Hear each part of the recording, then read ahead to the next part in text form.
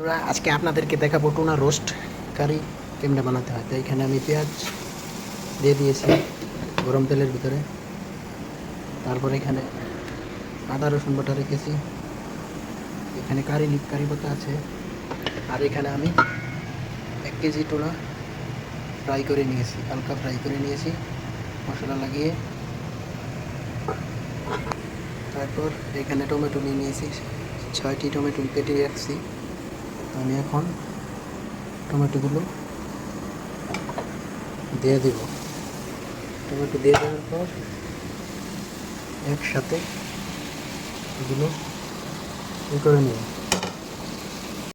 এখানে দেখতে পাচ্ছেন এখনো আমার পেঁয়াজগুলো ব্রাউন কালার আসেনি, আমি ব্রাউন কালার সাথে সাথে এই দেখেন আমার পেঁয়াজটা ব্রাউন কালার চলে এসেছে। আগে যেরকম ছিল তার সাথে ব্রাউন কালার গোল্ড কালার সেরকম এরকম চলে আসছে।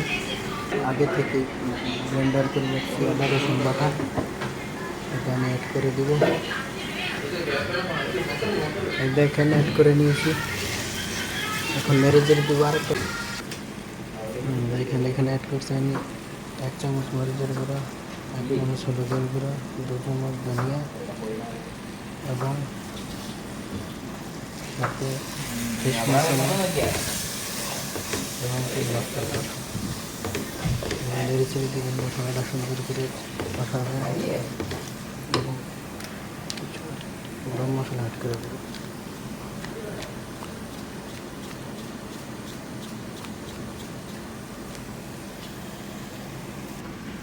তারপরে সুন্দর করে মশলাটা পাকিয়ে নিয়ে আমি এখন কিছু মশলা কষানোর জন্য একটু পানি অ্যাড করব।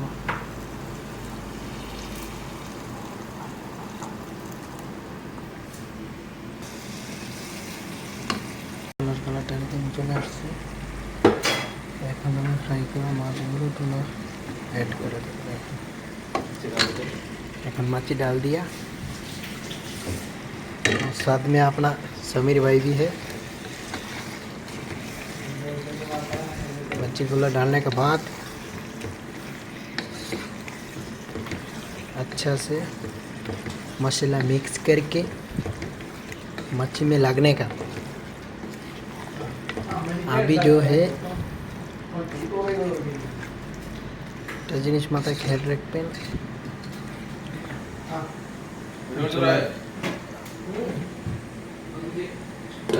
কমতে করে রাখবো, পেকে যায়। এরকম 5 মিনিট রাখার পর আমি বন্ধ করে দেবো এবং 2 মিনিট বাদ কারি পাতা অ্যাড করবো। এখনই অ্যাড করে দেওয়া যায়। সুন্দর স্মেলের জন্য আমি কারি পাতাগুলো দিয়ে দেব। 2 মিনিট পর 5 মিনিট পর ঘুরে এসেছি, এখন চেক করে দেখব। হ্যাঁ, এখন আমাদের কারি হয়ে গেছে। কুকিং অয়েল ইউজ করবেন, সানফ্লাওয়ার ব্র্যান্ড।